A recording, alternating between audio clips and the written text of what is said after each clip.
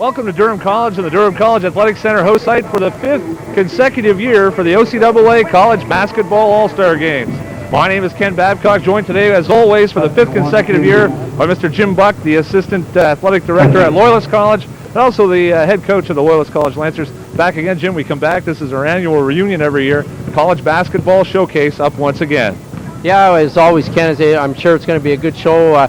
Lots of talent in both the men's and women's game. They're always exciting games. We say every year you can pretty well turn the shot clocks off from the start, and that usually happens. Quick-paced games, and we're looking forward to see some outstanding college athletes in action tonight. Well, certainly you're right about the shot clock and the factor. It doesn't really come into factor too much.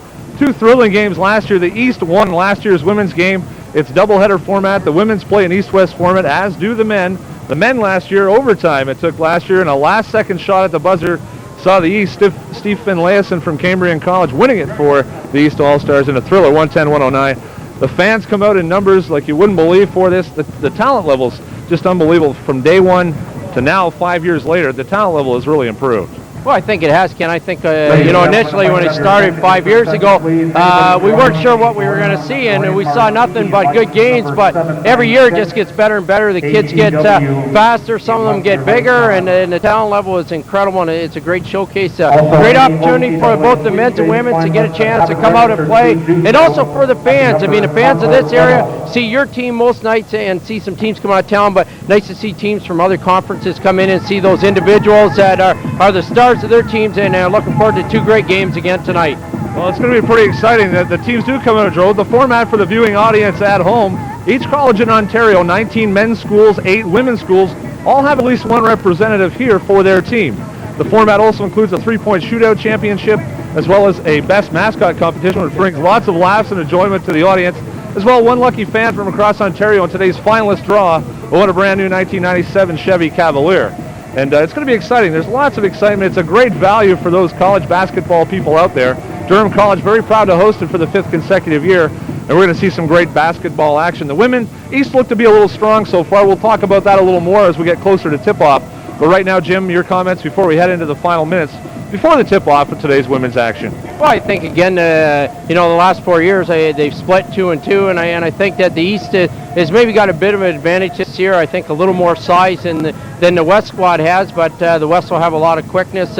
In both divisions, there's a lot of girls that can really score, and I think the one thing that makes them a little bit nervous is they're surrounded by good players, and they're not the go-to person like they are in their own team, so sometimes they don't know whether to shoot the ball or pass it. So probably early we'll see a little bit of nerves, but once they get going, it's usually, the kids that are real good players shine a little bit more, and I'm looking forward to a great game. And I'm going to give the nod to the East right now. Of course, they got the great coaches on that East squad as well, and so it should be a good game. We're looking forward to it. Well, the coaches mentioned Dwight Jonker from Seneca, Mike Duggan and Gord Wallace from Durham, the head coaches for the East. Jeff Ferrugia, Brian Bleach for the women on the West bench. And as far as players to watch, Marcy Scribe, Julie Goodhouse, who happen to be two Durham College players, both former All-Canadians. It's going to be exciting. We're moments away from tip-off right now. You're watching pregame coverage of the OCAA Chevrolet Basketball All-Star Games on Rogers Community 10, and we'll be back with the opening tip-off in just a moment. Hi, I'm Scott Laughlin. And I'm Dana McKeel. Join us here every Friday night for Pro Sports Hotline. Whether it's the Raptors, the Leafs, the Blue Jays, or the Argonauts, we're here to take your calls. Join us here every Friday night right after the OUAA Game of the Week. That's Pro Sports Hotline, where you always have the last word. The specialty channels, bringing you more choice. It's a good one. More movies. How do you do?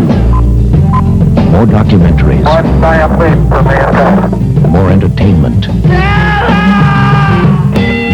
More music. Bravo, CMT, Discovery, Life, Showcase. The specialty channels. Get more from television. Call Rogers and get the combo.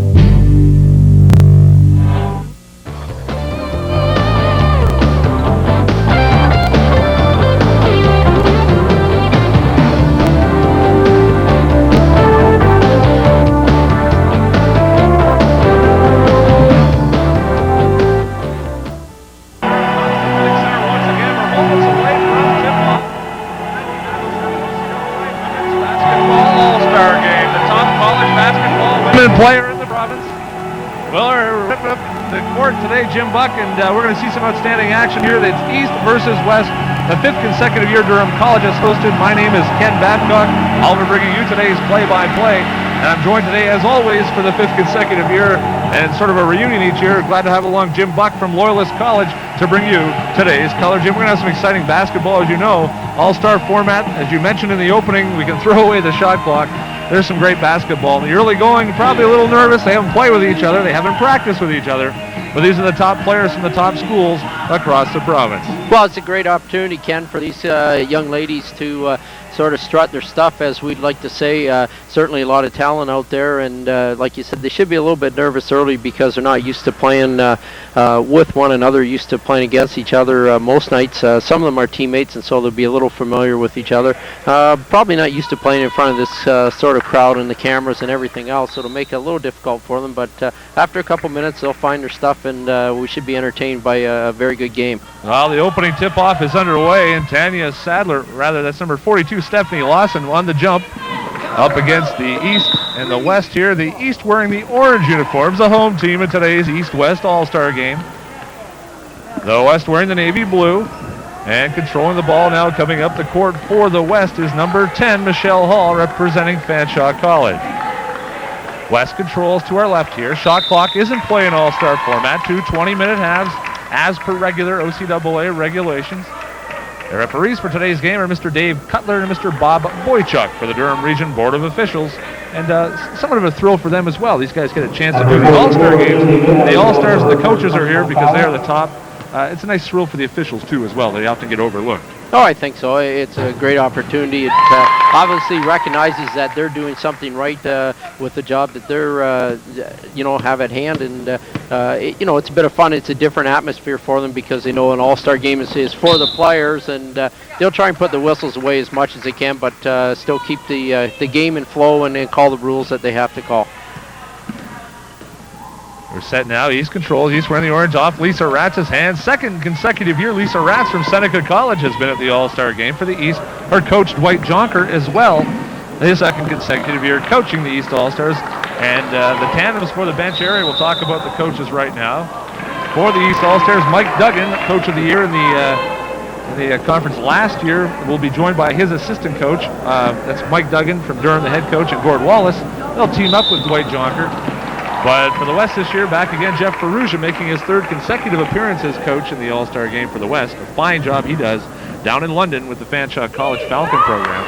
He'll be joined by first-year All-Star appearance coach Brian Bleach of Niagara College, who is in his 2nd year as a head coach at Niagara and doing a fine job at the program there under athletic director Ray Sarkis.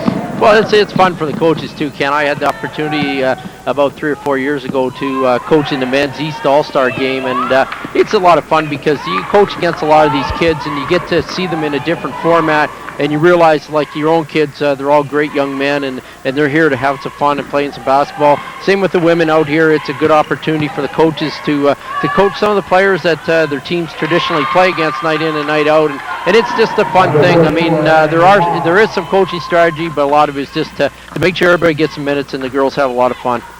Well, you're right about that. They get a chance to play. They get a chance to spend a whole day together.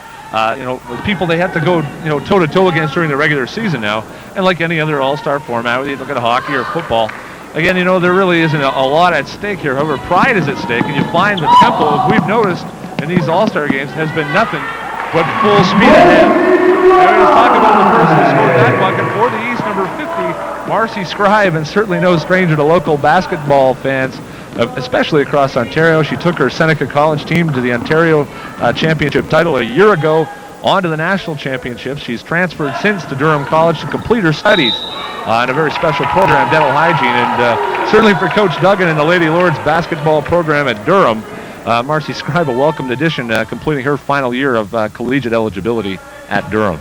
Yeah, certainly Marcy, one of the stronger female players that we've seen in the league the last couple of years. I'm sure Coach Dwight Yonker tonight, getting a chance to coach her again. Wishes she was in a Seneca uniform again this year. No question about that.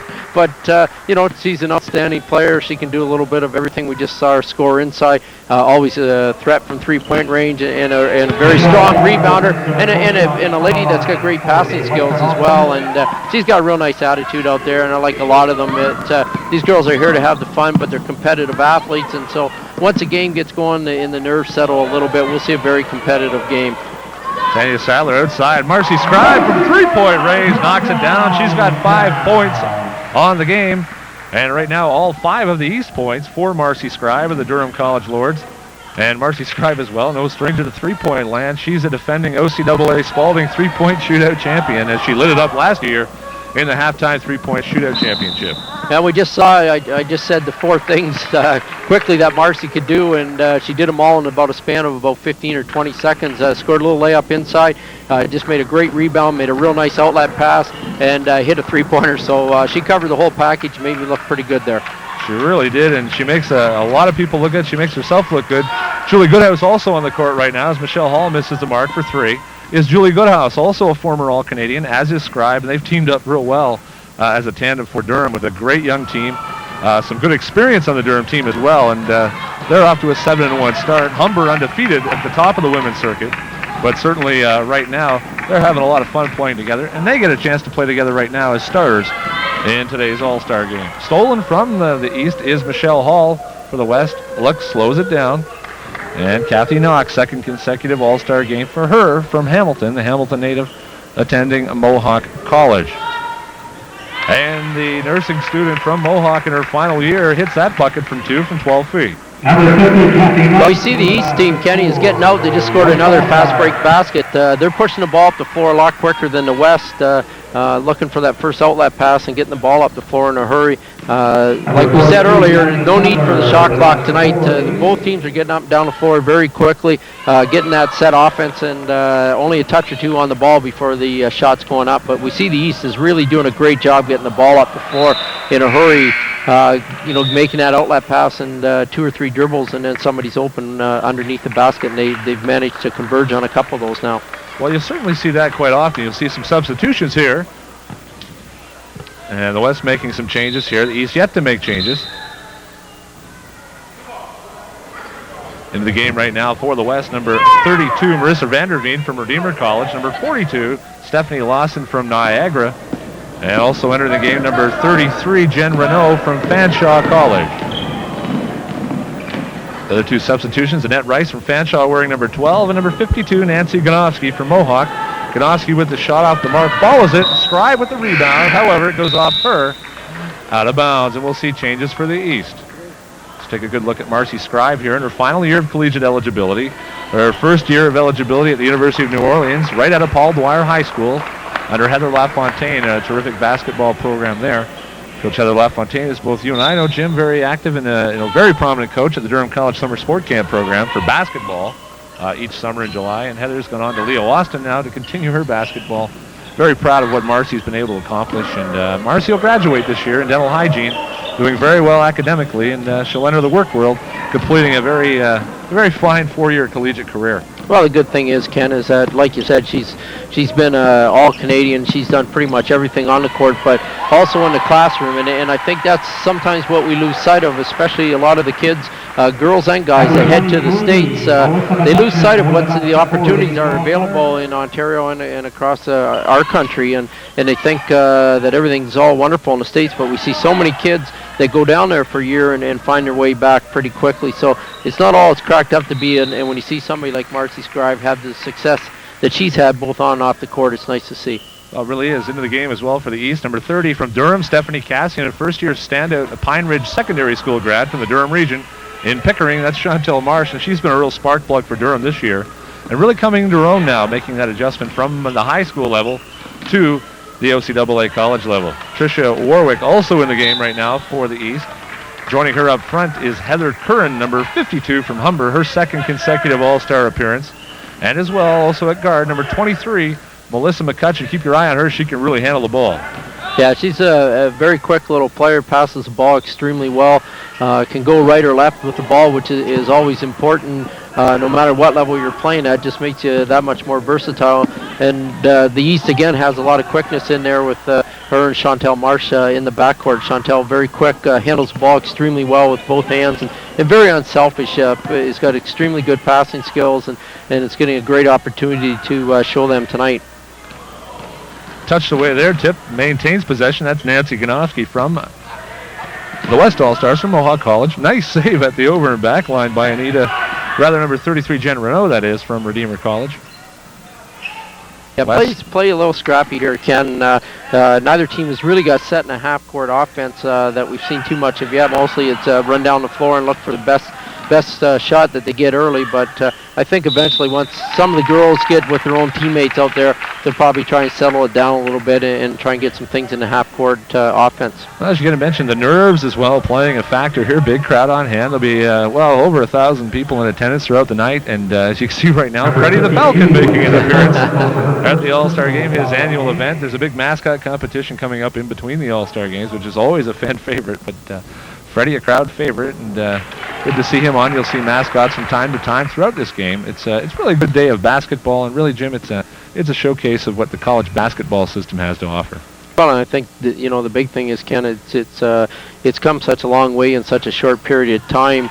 Not just the players and the athletes, but everything. I mean, this is an event. It's a major event. It's just not a game where the kids show up and throw on a uniform and go out and play. I mean, that all happens, and thanks to the generosity of General Motors, the kids will get great uniforms to wear. There's all kinds of sponsorship, and this is an event. I mean, people come.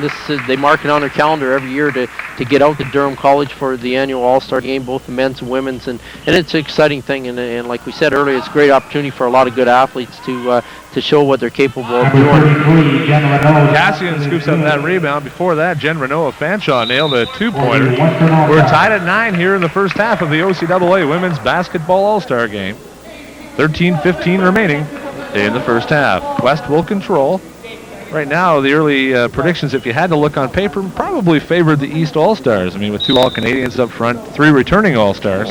The West with a little less experience. At the present time, timeout called by the East All-Stars. Head coach Mike Duggan up on the bench right now, joined by Gord Wallace and Dwight Jonker. We'll talk things over here in a moment. We get from time to time a chance to listen in, Jim, at the timeouts. We'll see if we can do that in a moment.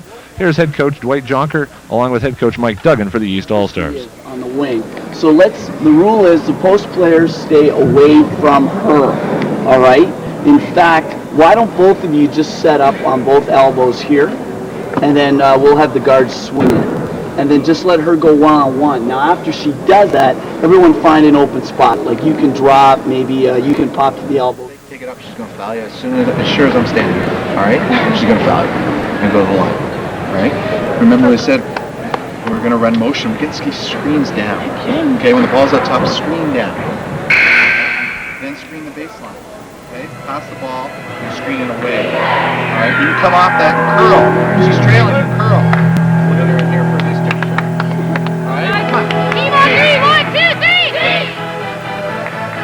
We had a chance to listen in to coach. It's always great to listen in on the timeouts and certainly listen to what they're hearing before they hit the courts. And basically, we're looking at a situation where there's not a lot of strategy going, but they want to set up some sort of structure. Coaches don't have a lot of time to prep. They do know the players that are on their own teams, assistants, but they have to come up and maybe a little bit of, I guess, fun coaching going on to see who can quickly get their team rounded into some sort of structure before the other can. Well, and I think what we saw there, Ken, and both coaches are looking to get the ball down inside a little bit. They've both, we've seen a lot of outside jump shots, and not many of them hitting the mark yet.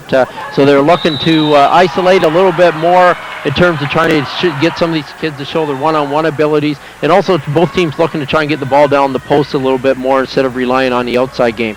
Chantel Marsh there, a nice bucket, almost her first All-Star bucket, got caught taking 1/2 step too much before she laid the bucket in. Was called for a travel there. Yeah, we saw what they did there. They ran that backdoor play, and Coach Jonker said to spread the floor a little bit and look inside, and so that's what you get a result of somebody playing a little bit tighter defense. You overplay them a little bit. That backdoor cut there, and we just see Chantel's run it again 2 or 3 times, and they're just looking to isolate a little bit on that wing and clear things out a bit.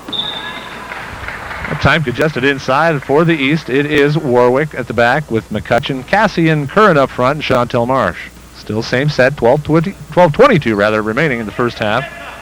It's the OCAA Basketball All-Star Games, part of our doubleheader All-Star action. Here the men are coming up next in the second half of our Ontario College Basketball All-Star doubleheader here on Rogers Community 10. And Melissa McCutcheon full length down the court. She keeps it herself, left hand, and lays it in. Yeah, that was a nice play by Melissa. She did a good job because she looked at on the other side of the wing to see if anybody was available, and nobody was quite up to speed with her, and she gave a nice little head and shoulder fake and went to the left hand and scooped in a real nice play. We got changes coming up again here, East and West. You see them rove in and out. Now the second units are pretty well back in the game here. You're going to see probably they got the early game jitters out now. You're going to see a little bit of higher tempo play. The shot clock, as you mentioned, has definitely not been a factor. And the tempo has been very good here in the early going. Yeah, it's the ball's been up and down the floor. A lot of quickness out there, Kenny. And like I said earlier, the East, especially really looking to push the ball. We see 2 or 3 kids getting out the second they get possession of it, and they run the floor and go right to the basket. And there we scored a quick basket in transition. The West hasn't quite had the same success in terms of pushing the ball up the floor and scoring some of the easy baskets in transition that we like to get. Here's Michelle Hall at the top. Just before that, Tanya Sadler scoring her second bucket of the game. She's got 4. Manny Roy keeps it at the top now. Knox, the center for the Mohawk College Mountaineers during her regular season. And Hall lights it up for 3. Michelle Hall, number 10 from Fanshawe College. They're just showing too there, Ken. Again, they're looking to shoot the ball a little bit from the outside, but that there's a number of girls in this game tonight that are certainly a threat from three-point range. It's their second three-pointer I think that we've had in tonight's game. Marcy Scribe hitting one earlier, but certainly for the girls, the three-point line is come into play and is certainly a big factor in the women's game now. Here's Scribe, loose ball. She picks it up. Has some help with her. Anita Robinson with her on the right. She'll take it in and take it herself. That bucket's going to go. She created her own space. Yeah, good play by Marcy there. The West did a pretty good job getting back defensively, but nobody picked her up individually. 2 or 3 players sort of got in her way, but nobody took it upon themselves to try and stop her. Marcy did the right thing there. There wasn't any passing lanes available there, so she continued to hold the ball and keep going to the basket until something opened up, and she created herself a nice, easy shot and stepped up and got fouled and now knocked down the foul shot for the 3-point play. Here's Hall now controlling the half court. 10:55 remaining. Letang got a piece of it. Tip it away. Hall recovers. Turnover there, and Tanya Sadler now takes the ball. They've had a little bit of transaction success going in their transition game, and Sadler finishes again. That's straight now. The East seems to be doing a little better job defensively, Kenny, especially in their own end of it. Not really picking up at all full court, but settling back and overplaying their check at this end of the court, and the guards are doing a good job putting pressure on the guards up top with the ball, where the West tends to sag back a little bit, and we seem to have had a few matchups here where they're not picking up on it, where they're missing players, and then the East has scored a couple easy baskets now. Fiona Tang, who just laid it an easy bucket for the East, controls now for the East. However, lots of pressure stolen away. Michelle Hall with it. It's a partial 2-on-1. Can't get it to finish. Letang comes back up with it and makes up for her turnover. Nice feed down the court to her teammate from the regular season. That's Tanya Sadler, of Humber College.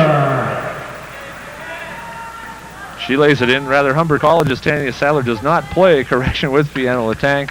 Although in that play, it looked like they played together all season. Nice cover. I think Coach might want them to play together. I think that's about the second or third real good pass that she's given her inside, and doing a real good job getting out in front. Like I said, on those turnovers, the East is doing a great job converting the easy buckets.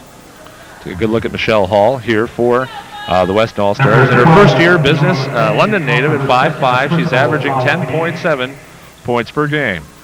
Here's Roy, the Niagara power forward, in her second All-Star game. It happens to be the leading scorer in the whole conference right now, averaging 18.9 points per game. I don't think she's got on the score sheet yet, but, well, speak of the devil, there she goes. And it won't be long that she'll get a bunch of easy ones down inside, and I think that's it for the most part. That's where she's scoring a lot in games. Hustle down, lots of hustle there. Nita Robinson takes it. She'll take a shot at it. Off the iron and right into the hands of number 20 for the West, Becky Shane, representing Redeemer College.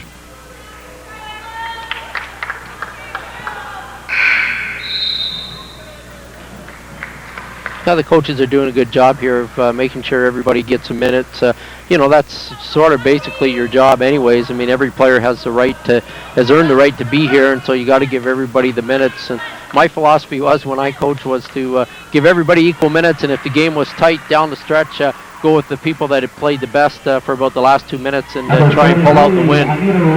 Looking back at these past All-Star games, did that work? Well, it did for me. But I had it easy. I had guys like Patrick Rod in my lineup. Guys like that can make anybody look pretty good as a coach. No, look kidding. That's a strategy most of the coaches use. If it gets close, or if it's a barn burner right down to the end, they want to have a chance to go for it. And it is competitive at the end. I mean, last year's men's All-Star game, 110-109 with a buzzer beater in overtime for the East. And the West and East have split the last 4 games. The balance has shifted back and forth almost every other year. If it goes the way it's supposed to, the West, it's their year this year after losing last year's All-Star Classic 72-55. But, you never know. And right now the West is hanging in there, but the East has built up their biggest lead of the game right now, which is 10. Yeah, we just saw Lisa Ratz score an easy bucket. Actually, she missed the layup and then got her own rebound, but the East is running that backdoor cut. They're coming up and setting up on the right-hand side, and Chantel Marsh did it a couple times, and Lisa's done it the last couple times on the floor, and the West is getting caught on it. They've scored a couple easy buckets off it. A couple of easy buckets there. Nice pick and steal there. Number 11, a fantastic player to watch during the season, Tricia Hilton. She dishes unselfishly there, and Anita Robinson puts the bucket in, her second. And again, we're same as I've said earlier, Ken, we're seeing the East score a lot of easy buckets because they're playing very good defense in their own end. And as soon as the turnover happens, 2 or 3 girls are breaking out, and that's probably at least 10 points in transition off turnovers that they've scored so far in this first half. Well, that's been the difference so far. You take that 10 points off the board. It's a 2-point game. Substitutions here. Marsh, Cassian, Warwick, Curran ready to get back into the game here. Tricia Hilton will stay, the point guard from George Brown College will stay in the game. And the West also with changes here. Jeff Ferrugia up on the bench.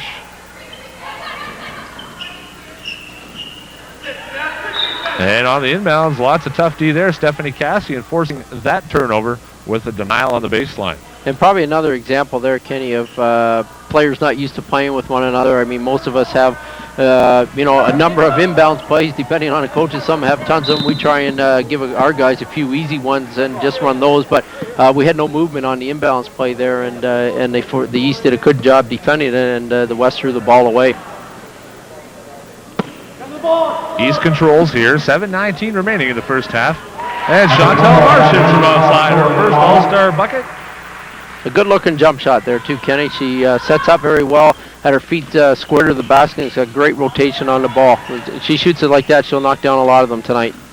One of the things Jim as well will be looking for in today's game, the Toronto Raptors, ever aware of the problems in youth basketball, some of the problems that could surface from time to time, including trash talking and some of the unsportsmanlike conduct that takes place. They're very active in promoting the fact of fair play, and we'll present today and today's All-Star games for each team on behalf of the Toronto Raptors, the Raptors Fair Play Award, which is a great award. The Raptors doing all kinds of great things in the community, and just another way to say they do care and they are serious about it, and they're awarding some special awards today to the Fair Play Award on behalf of the Toronto Raptors in each of today's All-Star games for each team. Well, that's nice to hear, because certainly that's an important concept in the game. I mean, we try and teach that all the time to our athletes at every level, whether you're dealing with young adults like we are tonight, or you're dealing with young kids, and because there's so much of it, and the kids pick it up from TV, and it's something that you want to see get out of the game, and I mean, everybody wins if it's not there. A little exciting play to the basket there. Marsh and Hilton playing keep away with the ball in the basket. They almost got 2 out of it. The fans certainly enjoyed that on the far end of the court. Exciting action so far. Right now, the East pulling away a little bit. Marsh off the mark. But the Toronto Raptors certainly doing lots of good things and continue to do lots of good things. I mean, everyone with the Raptors concerned about it. They don't have a building, and they don't have some other things going on in Skydome, and people are upset about that. Well, the more you talk about it, the more it will become a problem. The Raptors are doing some great things, and Isaiah Thomas at the helm and the management team, including quite a few college grads from Durham and Humber and Seneca. In fact, Herbie Kuhn is a former grad of Humber College's collegiate program, as their public address announcer, as the voice of the Raptors now, and doing a wonderful job there. And lots of impact. And the Raptors are doing fine, and I think pretty well we should just leave them alone. It's a long season as it is, and we know they're in their infancy stage. And well, I think that's one of the things, Ken, is people forget already. In Toronto, I mean, is a hard place to on their teams. It's in Canada. It's one of the major markets, and it's tough area. And the thing that people got to remember is that the Raptors are only in their second year there, and it takes a long time in any sport to become successful. Certainly maybe in football when we had Carolina and Jacksonville both make it to the finals of their conference in only their second year. But those types of things are few and far between. And with the things that they do in the NBA in terms of holding teams back with lottery picks, and you can only spend so much money in the number of things, it makes it very tough for a franchise team to be successful unless you're really lucky, like Orlando was for a couple years, getting their good draft picks and being successful. But Toronto's doing a good job, and you're right, when they're doing good things for the community, that's the bottom line. That's important that they do that. We'll have those fair play awards on behalf of the Raptors later on in today's game. Both you and I, Jim, will be selecting those on behalf of the Toronto Raptors and be presented here at courtside. And just another great thing happening. And all this stuff is great stuff in basketball. Here's the West now trying to come back into the game now. The West right now trails by 17 as the East has gone on a bit of a run here. The East, a ton of quickness out there now, Ken. I was looking for a couple turnovers here with Warwick, Hilton, and Marsh all on the court at the same time. There's three quick, very quick young ladies out there, and certainly if they want to pick it up full court, I think that some turnovers are just waiting there for them and some easy buckets. Right there, teammates during the regular season. Warwick on the end of that pass, it just went a little bit out of her outstretched hands. From her teammate Tricia Hilton during the regular season. They worked lots of magic for the George Brown College Huskies. Marsh almost with the steal, and right now the East, as you mentioned earlier, playing some great D. Nice bucket underneath there. For the West goes to number 33, Jen Renault, her second basket of the game. She's got 4, and more importantly, it cuts into the East lead.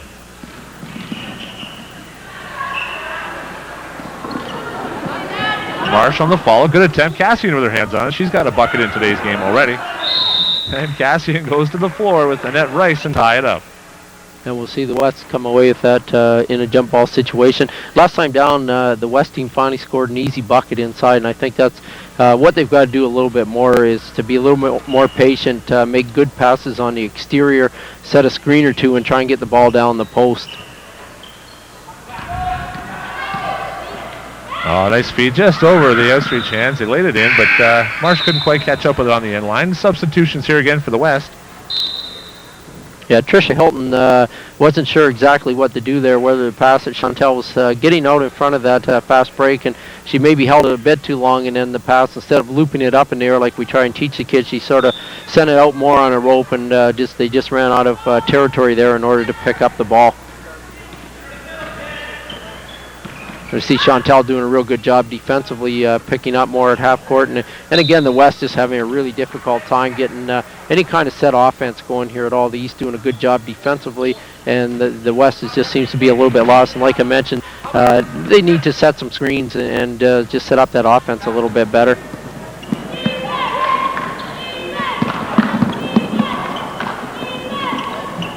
It's Hilton from outside, just inside three-point range, and she drains it.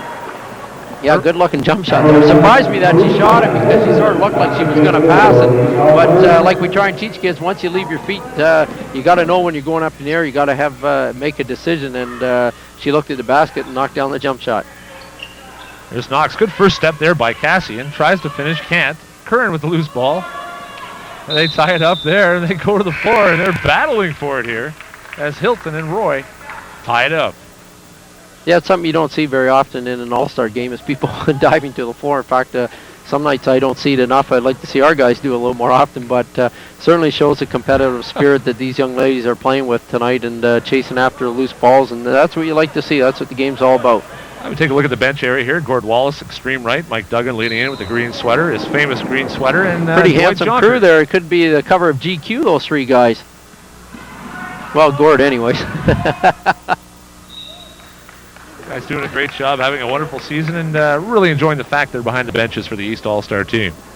Well, it's a great opportunity for them. Again, we talked about that earlier. And the thing that's nice is to see guys that sort of go at one another on a regular basis to be able to put their differences aside for a night and let them get out and to coach a talented group like this and have a bit of fun. It's certainly it's a great opportunity for them, and it's nothing but fun when you get a chance to do something like this. And you can see they're getting a lot of laughs sitting over at the bench. There's a lot of opportunities to get some good laughs out there for them. Oh, big boards there. That's a big league follow there off the missed attempt. Rainey Roy throws it back in. She's got 8 points to lead all scorers for the West here, and cuts the lead back to 13. Well, we talked about her earlier, Kenny. She's a girl that's leading the league in scoring at 18.9, and you can see she's a real presence down inside. She's got a very soft touch, and that's something that the West, I think, needs to do is look to her a little bit more and try and get some easy buckets to get them back in this one. Well, a great crowd on hand today, Jim, as well. It always attracts, as you mentioned in the opening, Jim, lots of excitement, lots of basketball fans, friends, family, and fans in the Durham region and surrounding metropolitan areas that were able to drive in today, even though the weather wasn't all that great. It's a packed house here, and they're enjoying some great basketball. 2:35 remaining in the first half. The East leads here wearing their orange uniforms. Foul there, couldn't get it to go. That's Melissa McCutcheon coming out there with a smile on her face, and she'll go to the line for 2 shots. Yeah, pretty good play for a little guard to sneak down inside there against some of the bigger girls down inside. She snuck in and got a rebound and almost had a 3-point play. Instead, she'll go to the line and shoot a deuce. Melissa, a general arts student, her first year at Humber College, at 5'6". Mississauga native at the line here for the East.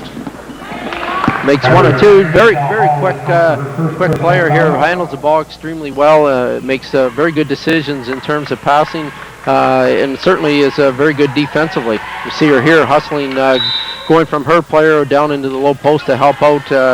Maybe a little bit more aggressive than she needed to be, picking up a foul there. Referee Bob Boychuk signaling a foul. It went against McCutcheon, reaching in on the play.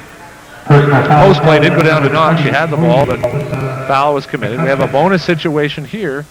The East into the penalty with their 8th team foul this half. Here's Kathy Knox at the line. Third-year forward in her final year in nursing at Hamilton's Mohawk College, and enjoying her second All-Star appearance this season here at the Durham College Athletic Center. And the West got a bit of a break there off the missed foul shot. Julie Goodhouse had the rebound. Looked like wrapped up, and somebody snuck a hand in there and knocked it out. And the West got possession of the ball, only to miss a 3-pointer. Would have certainly come in handy to knock down a couple of those to get them back in this one before the half. And there's Lisa Ratz. They leave her alone. She's not afraid to shoot 3. Nice look inside to Scribe, however, who finishes it. That was a great pass. Marcy made a real good cut, and nobody came out on Katz, and she looked at the basket, but a very unselfish play, made a great pass, and Marcy, as usual, finished fairly easily on that one. Well, Michelle Hall, nice play. Left-handed, as you know, Jim, and are well aware, left-handed people are awfully special, and Michelle Hall that time drove the lane nicely and laid it in with her left hand. Yeah, good play, and like I said 3 or 4 times tonight now, the West has got to find a way to get the ball down inside, whether it's throwing it into the post or the guards penetrating a little bit and try and get some easy ones. Foul's going to go against the West here. Number 23, Andrea Flindell. Niagara College, her first, team 6. However, the bucket does count. Anita Robinson, credit her with the basket. Number 33 in her first year at Seneca College, early childhood education, and a native of Scarborough, Ontario. She's at 5'9", averaging 14 points a game so far this Ontario College basketball season. Knocked down that foul shot rather easily there. Certainly a quick delivery. Most kids, you try and get them to take their time when they get to the line, but certainly there she stepped up and knocked that one down rather quickly.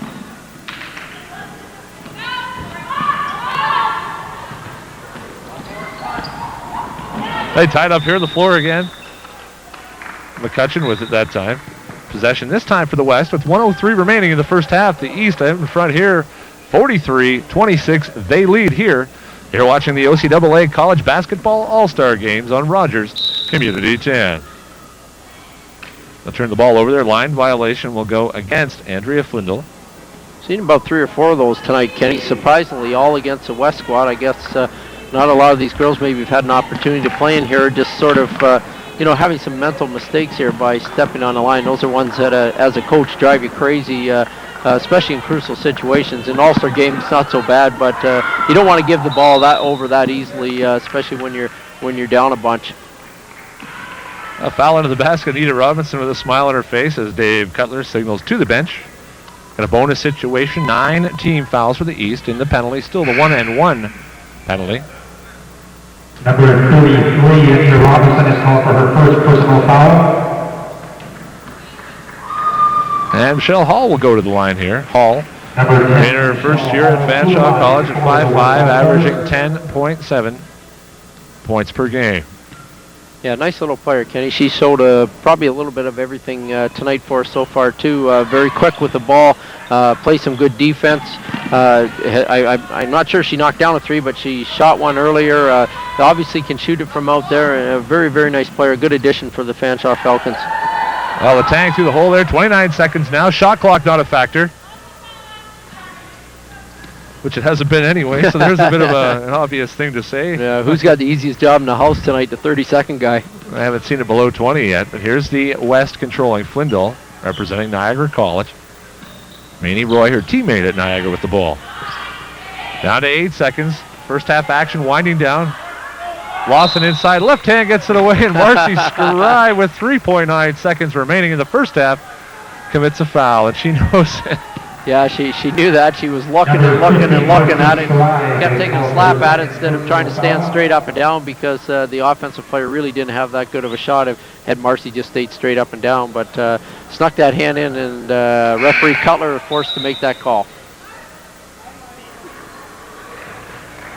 Interesting move here, taking her out with 3.9 seconds left in the half. I guess they're afraid of her picking up another foul, but... pleading to Coach Duggan, her coach here at Durham, to please leave me in for 3.9 seconds. She'll sit down here, and the foul shot made there by Lawson. Clock will start on the inbounds here. Into the hands of McCutcheon. 1.8 seconds left. Drives the lane. Shot away. Off the mark for McCutcheon. And still gets an attempt away with 3 seconds to go on the inbounds. And that'll do it for the first half here. At the half at the OCAA Basketball All-Star Games. It's the East All-Stars 43, the West 27. You're watching the OCAA Basketball All-Star Games from the Durham College Athletic Center on Rogers Community 10, and we'll be back with second half action in a moment. Tickets are $1.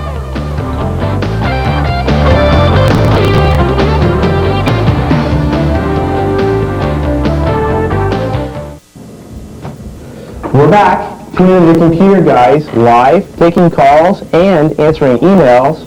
February 4th at 10 p.m. And we'll see you there. Okay.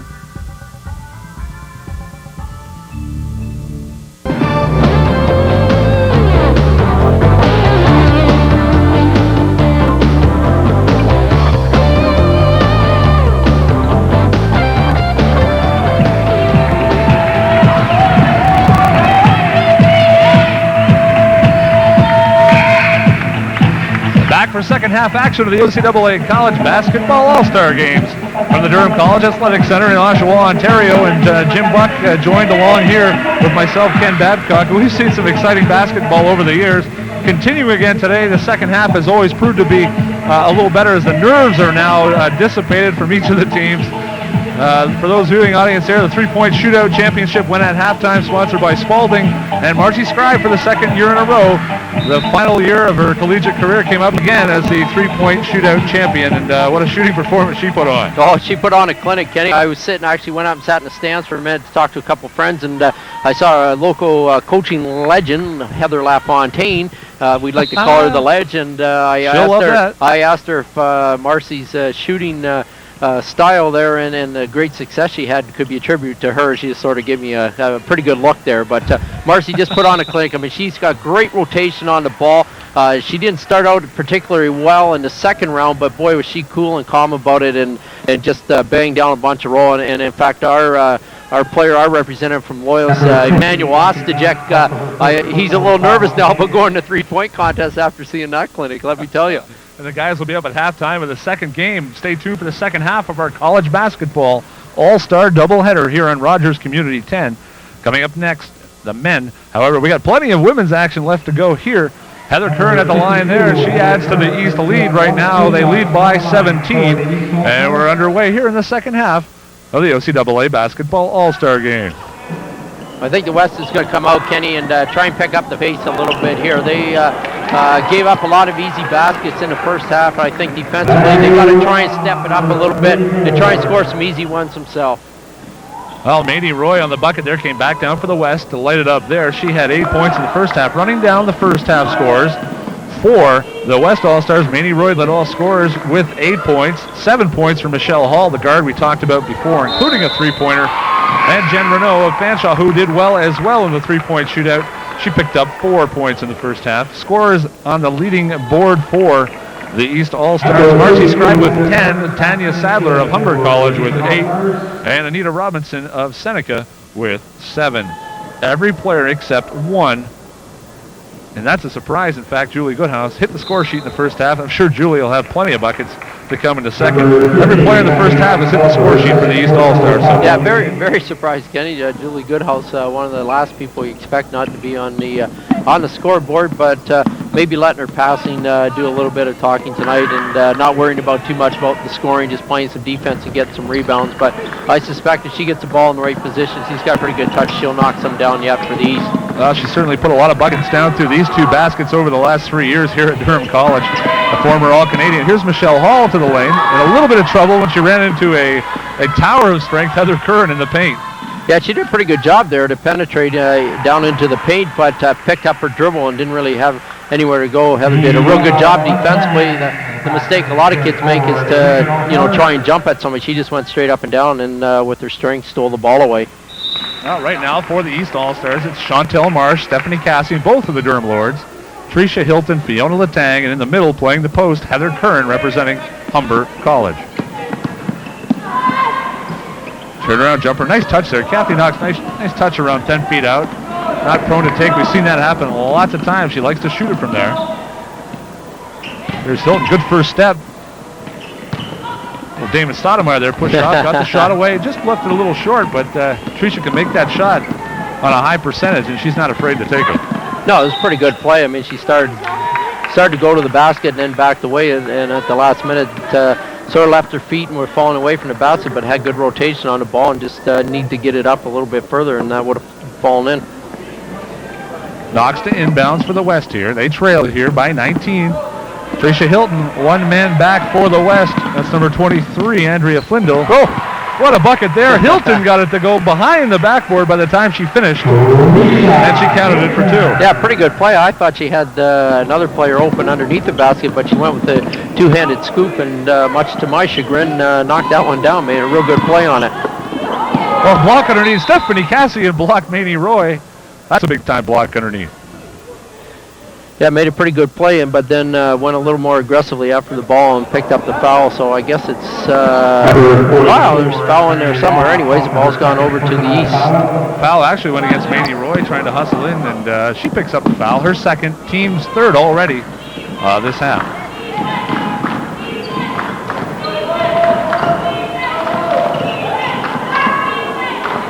Curran posts up, Latang for three-point range. She knocks it down for 3. From Seneca College, she's got 7 points in the game, 5 here in the second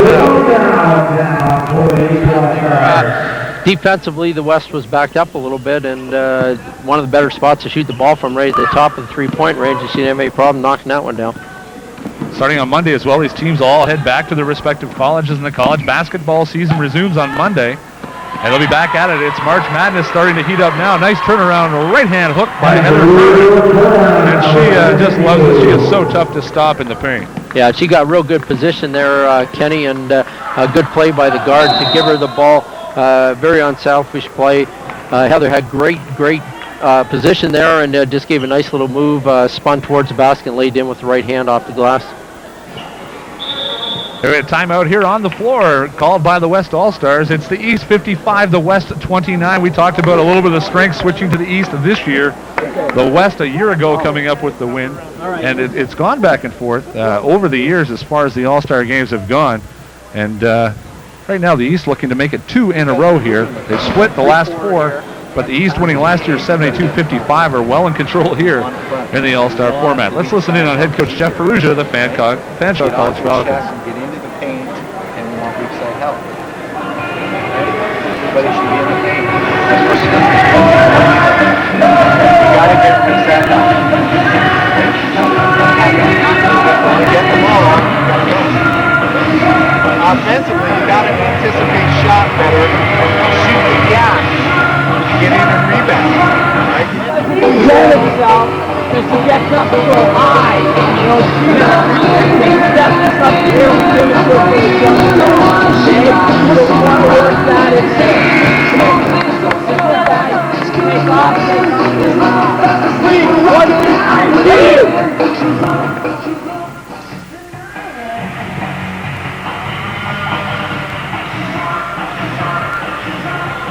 They're set to resume action here on this particular play. East will continue with possession. Fresh 30, and we haven't mentioned that many times either. With 16:37 remaining to go in the second half, you're watching the Ontario Colleges Basketball Association Women's All-Star Game. The top college players, East and West in the province. And a good look at Chantel Marsh and Stephanie Cassidy of the Durham Lords. A big reason those two people, along with Marcy Scribe and Julie Goodhouse, why Durham is currently ranked number 10 in the country and are second with a 7-1 record in their conference. Yeah, I think Mike's got a good balance there this year. I know in the past he's had a tough time, especially from the guard position, but you know, this year with the addition of those Chantel and a couple other girls, they're getting the ball up the floor a little bit easier against pressure and doing a good job with it. And of course, anytime you got Marcy Scribe and Julie Goodhouse on the same team, a lot of good things are going to happen for you. Nice jump shot there. Hilton popped up. Letang fed the ball as well. We must mention the undefeated team in the women's conference circuit, Humber College. Jim Henderson and his crew, again, another outstanding season. Undefeated first place in the women's basketball college circuit. And not often you don't see Humber at the top, but they're undefeated once again. Yeah, once again, like you said, a very strong team. We've seen Heather Curran out here. One of the reasons why, certainly a real presence down inside. She's got a great touch, very, very tough to stop. And when you get, you know, a couple players like that can score for you game in and game out, it certainly takes a little bit of pressure off you. And they do a good job there. I mean, they've got some girls that can push the ball up the floor. And, you know, that's probably going to be the good matchup. I think the top three teams, Seneca, Humber, and Durham, on any given night probably could knock one another off. But, you know, so far it looks like Humber's the team to beat. Melissa McCutcheon from Humber and her teammate Tanya Sadler there with the rebound. Couldn't get that to go. And we talk about the top teams. Durham with a record of 7-1, outstanding year. Seneca right there as well, 5-2. And they had a one-point thriller. The big game coming up, Humber-Durham for first place on February 4th right here at the Durham College Athletic Center. In fact, it's a doubleheader between Durham and Humber, 5:30 and 7:30, February 4th. Speaking of Humber there, Tanya Sadler lays that bucket in for two. She's got time on the game. Had a lot of easy ones here tonight, Ken. She does a real good job of getting out on the fast break, and the guards have done a good job spotting her. She's been able to lay a lot of easy ones and a lot of uncontested shots here tonight for her. Good pick there by Marcy Scribe, too, something we haven't seen too much tonight. Anybody setting any picks, but Marcy just set a real good pick there. Freed Julie Goodhouse up. She went in, laid it in, and fouled on the play. From now, it's got an opportunity for a three-point play. Well, Goodhouse hits the score sheet. That means all 12 All-Stars now for the East have hit the score sheet. It was only a matter of time before we all knew Julie would. And she's played a heck of a game as well. She always gets nervous for the All-Star game. This is her third All-Star game, but everyone's the same nerve factor as the first, and she's explained that to me before the game. But she nails that one calm and cool. She's got 3, and her team right now is out to a big lead over the West. Yeah, 29 points. Not much you can do at this particular point, but, you know, let the girls play. Tell them to play as hard as they can the rest of the way and not look up the scoreboard. Don't worry about that so much. It is an all-star game. To go out and have some fun and enjoy it. You might not get back here again, so enjoy it while you can, whether you win or lose. Nice look inside there. Excellent feed, and Sadler from a feed from her teammate during the regular season, Melissa McCutcheon. Tanya Sadler. Yeah, once again, we see the East getting a pretty easy bucket down inside, Ken, and good play by Julie Goodhouse on the steal, and a fast break, and an opportunity for two, but she missed a bit of a layup there. Goodhouse a little winded now. I'm sure there'll be some substitutions in a moment. She's gone hard up and down the court twice. Nice finish there That bucket's going to count.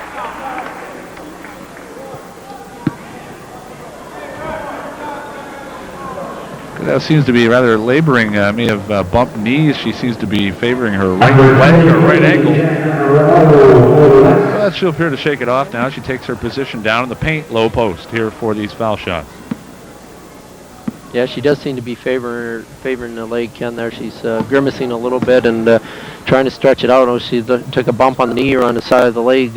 Certainly know those are painful, but like most players, aren't going to show too much because they don't want to come off the court. Especially in the All-Star game. Julie wants to hang in there and get her minutes and doing a great job at it. McCutcheon, nice speed, tried to get it to Sadler. Jen Renault a moment ago for the West, representing Fanshawe College. The 5'8" guard came up with both the bucket and the extra bonus shot to complete the three-point play. She's averaging 6.3 points a game. And in the All-Star game, Jen right now has 7, so she's already equaled her season average. Melissa McCutcheon made a real good play there. Actually, 2 real good plays. One spotting Julie down inside and then working the ball so that she could get it to her. Gave her great pace, too. She's got good position in the low post, but missed a real easy one there a second ago. Possession, here's Scribe, three-point shootout champion for the second year. Oh, nice look inside. Goodhouse gets the ball, pops it back out to McCutcheon, who drains 3. Melissa McCutcheon, Humber College, she's got 8 points. Nice play by Julie Goodhouse there too, Ken, because she certainly had position on the inside, and I think had she spun the other way, she would have had another easy opportunity at the basket. Made a real good outlet pass. I mean, that's something you always like to see is not only the ball going into the post, but it coming back out of the post and setting up the good outside shooters. And we saw that Julie passed it out to Melissa McCutcheon. She knocked down a 3. Real nice looking jump shot there. Number 44. We got Marissa Vanderveen right here at the line, representing Redeemer College.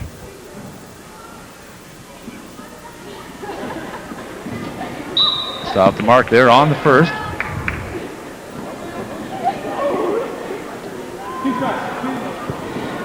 Redeemer College located in Ancaster, Ontario, just outside and sort of borders on the edge of Hamilton up on the mountain.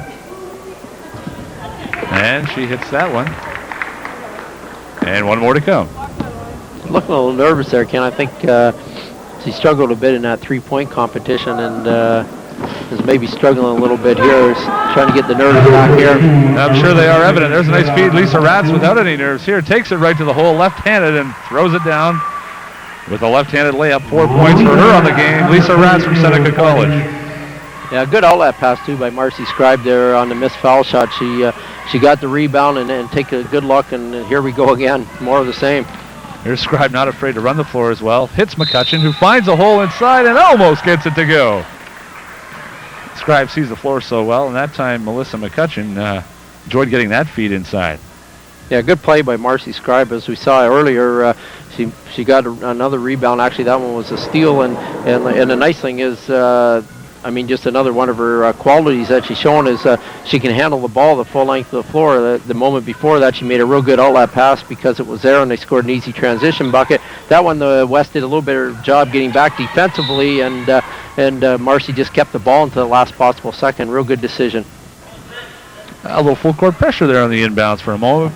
Trap was there. Goodhouse, however, called for reaching in. Yeah, a bit of a surprise when you're up 32, isn't it? I see it happen too much time of the game, but these players have a little bit of fun and decided, hey, I'll try to throw a press. And I'm sure it's not by the coach's desire, I'm sure.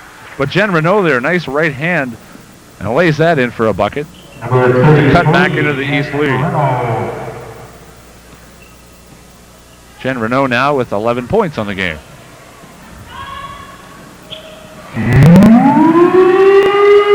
Another, like we talked about earlier, she kept her off the board in the first half, but Julie Goodhull starting to bang some down now for the East squad. Well, she's just warming up. Appears that bang on her knee or whatever it was. Oh, steal there. Goodhouse read that well. Here's a break. It's a partial 2-on-1.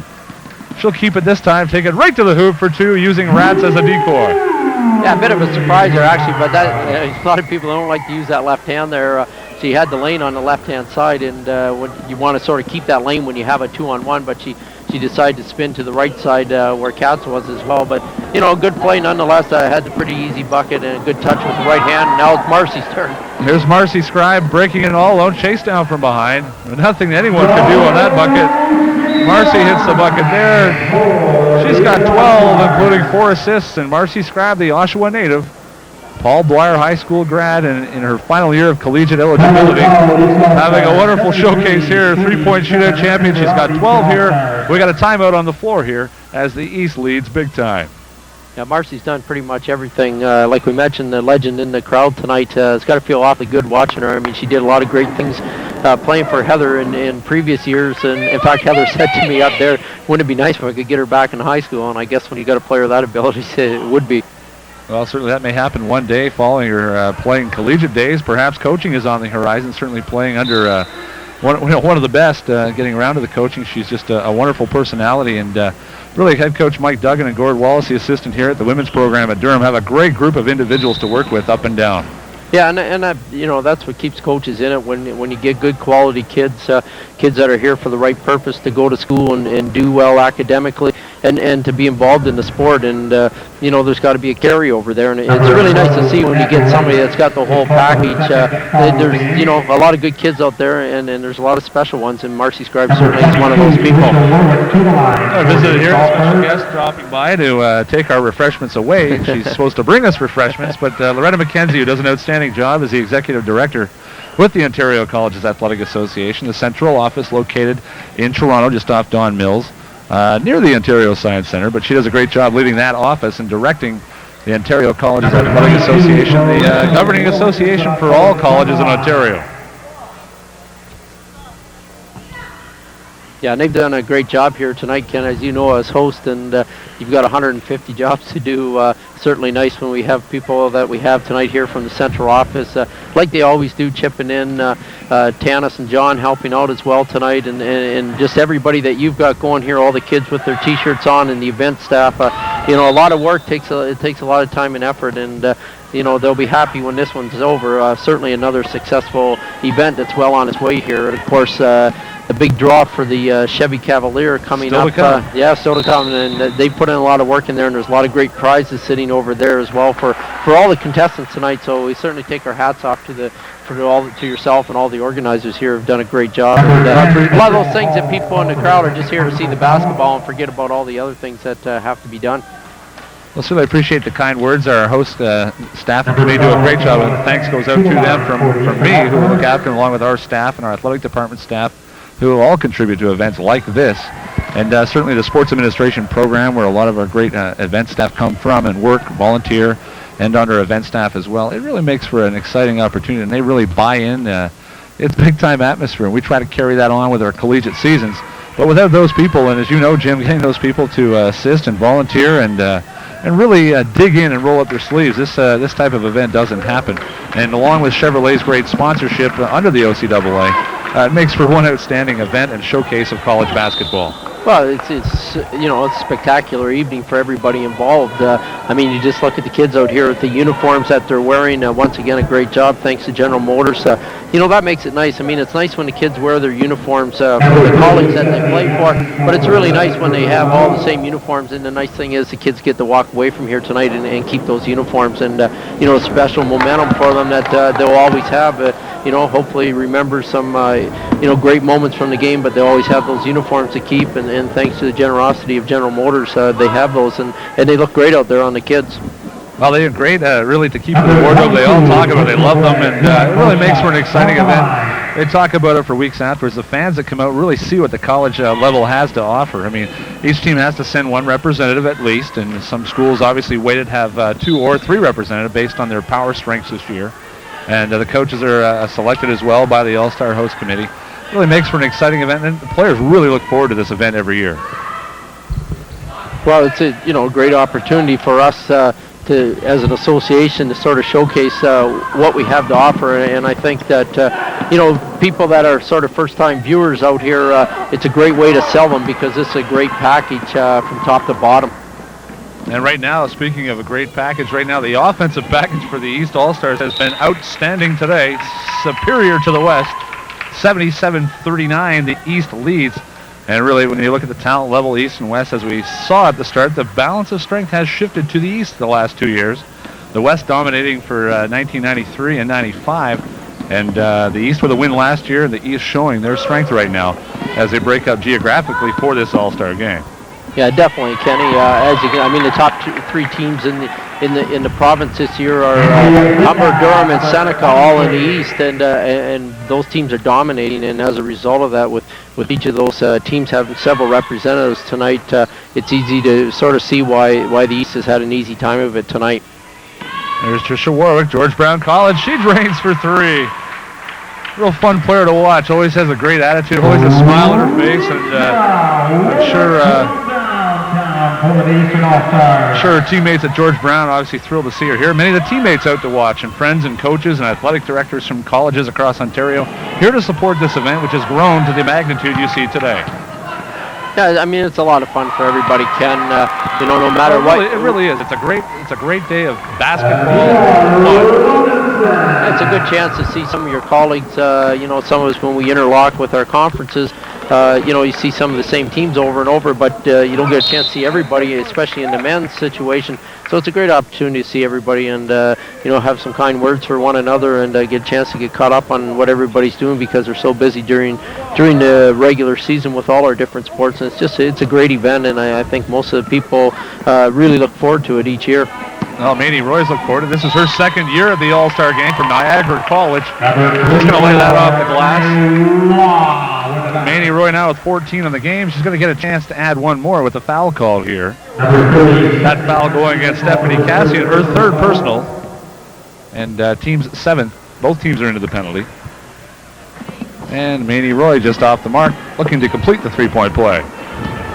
Once again, even at this stage in the game, East squad is doing a real good job in transition. They get the ball off the floor very, very quickly, and the West has not a lot of chance to get set up defensively.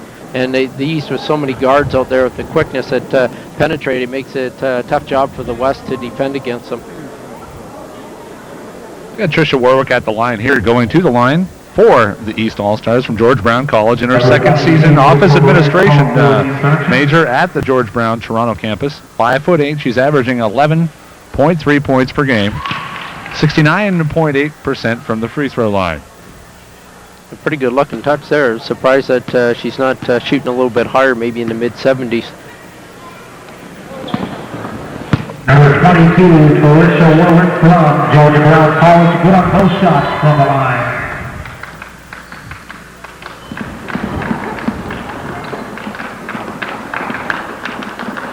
Here's Roy Robinson front, out on nice look inside. Hall with a good fake, had some room, but quickly the help came from Anita Robinson underneath. East really showing their superiority now as they've taken control, total control of this game. Yeah, they're just doing a good job in every aspect of the game, Ken. I mean, defensively, even with the fact that they're up 40 at this particular time, they're still playing with a lot of intensity. They're getting help down inside when somebody gets beat at the top. There's somebody, one of the bigger players down the post to help out, and they're just doing a great job everywhere, switching and calling the screens. And, everybody's helping out, and they're doing a great job pushing the ball off the floor. There's Letang controlling at the top here, guarded by Hall. Warwick outside. Good screen by Cassian to free her up.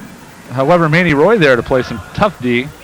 West still battling here, and they'll play it right out to the final minute. 7:33 remaining in the second half. East leads here 84-45. You see there the West trying to get the ball down inside, but the East having 3 or 4 defenders on one person. Every time the West does try and get an easy bucket down inside, the West trying to get an easy bucket, the East collapses, and everybody's helping out. They're just doing a superior job defensively tonight. Substitutions here, both sides sending a new fresh unit out there. Stephanie Cassian will stay. It's Marsh, Ratz, McCutcheon, and Cassian will stay along with Tanya Sadler for the East. West knocks back out there on the court. Number 52 as well, Nancy Ganofsky, her teammate during the regular season at Mohawk College. Vanderveen, McNaughton, and the point guard, number 20, Becky Shane. Yeah, a lot of quickness out there. Once again, I think that's been the case most of the night. There's so many good guards on that East squad that the coaches have had the luxury of having 3 of them out there most of the time. That makes it very difficult, for the West to try and do a whole lot, at both ends of the floor. I mean, you try and stop them defensively, and the guards are penetrating and dishing or making, the layups are easy buckets themselves. And then if, on the defensive end, they're so quick, they're getting a hand on almost every ball, shutting down passing lanes, and just doing an excellent job. A chance to look at Stephanie Cassian checking out after hitting the free throws. The Kingsville, Ontario native in her second year, just enjoying a wonderful collegiate career at Durham College. Nice young lady and a terrific student, and enjoying her all-star game here for the second year in 2 years since coming to Durham College. A good jump shot there by the West team. They moved the ball around despite the good pressure defensively by the East, and managed to knock down a nice little jump shot there. Possession here will stay West, or rather East, with the kickball violation. Here's Lisa Ratz on the baseline.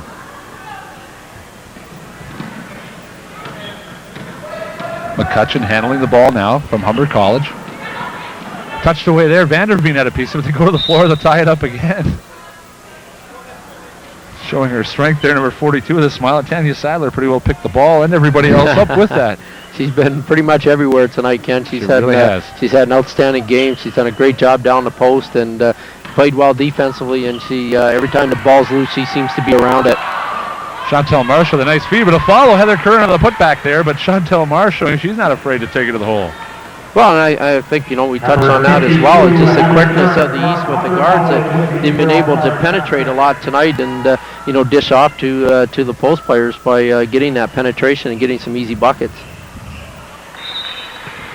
6:24 remaining second half. It's the East here leading big time over the West. You're watching the OCAA College Basketball All-Star Game here on Rogers Community 10 from the Durham College Athletic Center, where the East has really enjoyed a big night. And doing a real good job right now, dominating on the boards, getting 2, 3, 4 chances almost every time down the floor. That's making it tough for the West. They're just not boxing out. It's not so much that they're outsized right now with that lineup, but nobody's boxing out. They're just trying to jump at the ball, and the East is doing a little better job getting to it. McNaught, nice look. Knox manages good hands there to keep the ball. However, it goes off of her, tipped off her leg out of bounds. Reminder, OCAA basketball, we talk about the playoff action in the women's conference right now as we talk about March Madness and the playoffs coming up. We'll run down the OCAA standings as we speak. Humber at the 9-0 record, Durham at 7-1, Seneca at 5-2, Fanshawe and George Brown with 3 wins apiece and 8 tries, Niagara at 2-5, Mohawk 1-5 on the season, and Redeemer yet to pick up a victory in the college conference season at 0-7. The OCAA Women's Basketball Championships are set to go March 7th and 8th, hosted by Seneca College in North York. That's the Women's OCAA Championships, March Madness style, Final Four, March 7-8 at Seneca. And once again, it should be a good year. I mean, we've certainly seen, the top 3 teams, Humber maybe having a bit of an edge, but definitely, the top 3 teams are very, very competitive with one another, and Fanshawe or George Brown, whoever sneaks in there for that 4th spot, will have a chance to sort of play the spoiler. And I mean, you just never know when you go into those situations on any given night. A good team comes up a little bit short, or the nerves get to them, or something happens. And when you're the underdog, I mean, you got a lot less to lose, obviously. And you look forward to that. I think you'll see 2 excellent the games in the semifinals to that Final Four, and then whoever gets through the final should be a great game. Right now we're seeing some great action. East obviously dominating the side, but 5:15 remaining. We talk about the Final Four. It's going to be some great matchups with Humber, Seneca, and Durham, as you mentioned. Fanshawe always there. You can't count them out. And George Brown doing a great job getting back into the thick of things just on the doorstep. And it's going to be an excellent playoff season on the women's side. For the West, Becky Shane hit the line here. First trip to the line in her final year at Redeemer College, native of Ingersoll, Ontario, 5'8". Yeah, she's played well tonight too, Kenny. She's knocked down a couple of jump shots, looked pretty good from the line there. Having a bit of a tough time guarding Chantel Marsh. She's got a little more quickness on her right now, but she's done a good job, and like most of the girls out there, just despite the lopsided score, the West girls have put a really good effort into it, and you got to give them a lot of credit. We've talked a lot about the talents of the East, but there's a lot of nice players on this West squad, and they've done a good job tonight. They've worked really hard. Well, we see right now the score 94-51. We have never had a women's all-star team hit the century mark in OCAA all-star competition. in the 5 years with Chevrolet and General Motors involved, along with the Geo division of General Motors, plus the 4 years prior to that when it originated at Mohawk College, and in Seneca College has been proud host before this All-Star event. And right now they're 4 points away from the century mark. Yeah, and a timeout called by the East. I'm not sure. I'm trying to make some changes here. I think there hadn't been too many whistles in the last couple minutes, so the East calling a timeout to try and get some subs in there and go over some last minutes instructions. There's not a whole lot you can say at this particular time with the spread being almost 50 points. You just got to finish out the last 4 minutes and 27 seconds. Let the kids have some fun and take away some fond memories from tonight's game. If that's your ticket number, you get $181. 547-420. We see Gordon Wallace up here at the scores desk looking for the score sheet. I'm not quite sure what he wants to know at this particular time, but we've managed to steal the score sheet for a minute to correct our stats here, and Gord getting a good laugh out of it anyways. Gord, you don't have to worry, you got the game well in hand. I must say Gord's looking outstanding in his all-star coaching apparel this evening, and really fitting in well. He likes this all-star scene. Oh, I think so. Gord's an all-star type of guy, so he deserves to be here. He's dressed like an all-star tonight. Good to see the shirt ironed, and it's looking pretty good. The referee's supposed to give him a technical foul there, though, for a button undone. But they're having a great time here, and a lot of people having a great time. The East, especially, with 2 points away now. The first time an OCAA Women's All-Star team will hit the century mark. 98-51 here with 4:11 to go, and it's almost a simple fact that they will hit that century mark. Here's Marcy Scribe now. 2 points away from hitting the century mark for the first time in OCAA All-Star history. Scribe inside, she's fouled. She may get a chance to do it at the line here. Yeah, she's going to step to the line here. I don't know if they called it on the shot or... yeah, he did give her 2 shots. Wasn't sure if it was going to be one in a bonus, but she's got 2 shots. The way she stroked in that 3-point contest, foul shot should be pretty easy for her to knock down. Kind of a nice scenario, though. Dave Cutler, the referee on that play, having a bit of lighthearted conversation with Marcy, having seen her play up through her high school career as a ref and also a coach in the Durham region at the high school level. And Coach Cutler very much involved at the collegiate level, as you know, Jim, as you were here in your time as an employee and a coach. And also a grad as well, as we may add into that as well on your resume at Durham. But Dave Cutler enjoying the opportunity to see her finish off her collegiate career. It must be kind of a neat tie in there for him to see that and certainly see her success. Yeah, certainly Dave Cutler, no stranger to basketball circles around here. He's sort of done the whole thing now.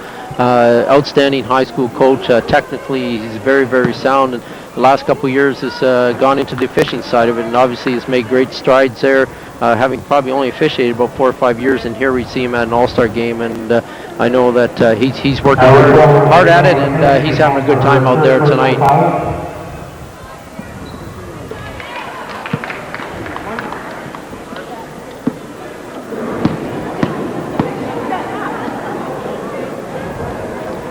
See Michelle Hall from Fanshawe here at the line, steps up and knocks down a couple. She's had a good game tonight too, Ken. A bit of a tough time. She's had all kinds of real good guards to play against tonight, but she's done a good job handling the ball for West, and has made a lot of good decisions tonight. And there's Marcy Scribe to put us up over that century mark that you're talking about earlier. Now up to 101 points. Marcy banging down another easy 2 there.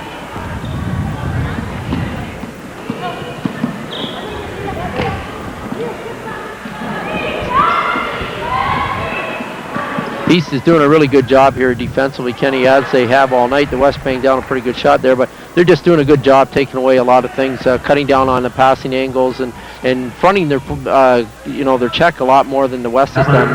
Instead of standing in behind their check, they're getting out in front of it and making the passes a very difficult thing to come by. Well, 101 the score now, 101-55 it is for the East here. Nita Robinson takes it. She'll take it right back and easily puts it up off the backboard and in. Anita Robinson with 5 for the East.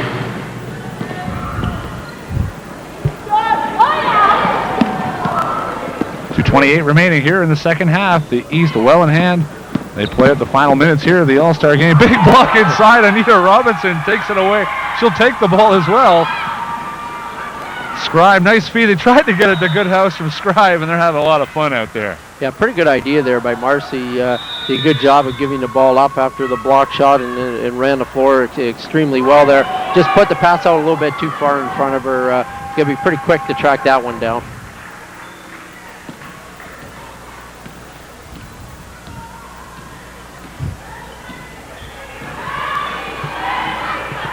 Inside, Rats tries to tie it. Manny Roy's had a heck of a ball game here. She's got 14 on the game. That bucket's going to count. Julie Goodhouse is going to pick up the foul. Pretty good play by Annette Rice there. Might have got away with the travel, but nonetheless, nice little scoop basket there. Got fouled on, got a chance to complete a three-point play. Julie Goodhouse called for her fourth personal foul of the game.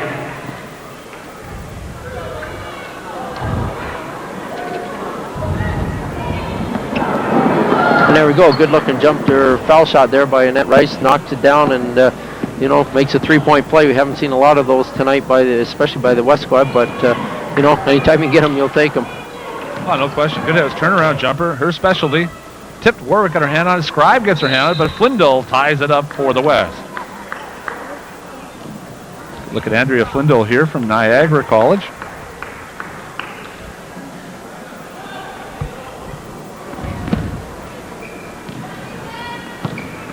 Goodhouse inside, excellent hand. Nice feed inside from Lisa Rats. They had a good battle on the post there with Manny Roy and Julie Goodhouse battling two number 44s out there, doing a real good job, and now we see them going at it at the other end. 1:27 remaining, blocked Marcy Scribe with a block there as she towered over her man. There's Rats, Scribe. She'll take an NBA three here, not afraid to shoot it. No, not the way she shot it in three-point competition. I don't blame her, but she was well outside the three-point range on that one. Lisa Rats off the mark as they fire up some shots here in the dying minutes here. 105-58, East leads. There's Flindle for three. Just on the well, looks like she had her foot on the line there. It'll count it as two.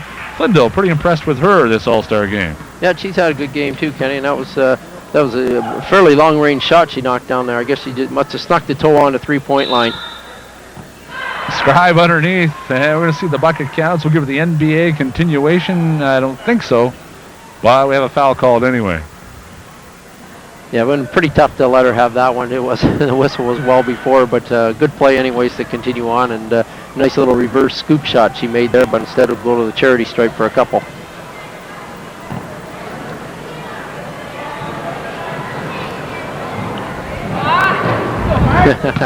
She can make the three, but she's struggling from that foul line.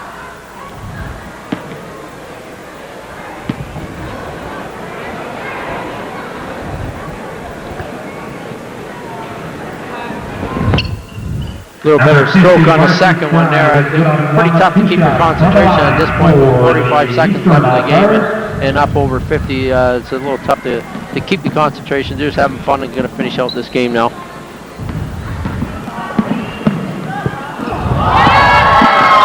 Keep it alive there. They're still playing to the end, 33 seconds.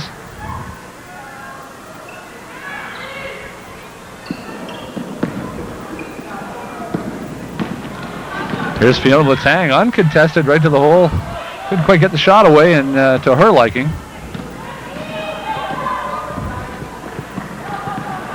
Stop. 18 seconds remaining now. Scribe gives it to Goodhouse. 15 seconds to go. Back to Scribe. 14, and she'll bring the ball up. Down to 10. Scribe gives it to Rats. Shot for the East. It goes in. Lisa Rats for two. Always a good way to finish the game, eh? Knock down that last shot of the game. And that bucket's going to count.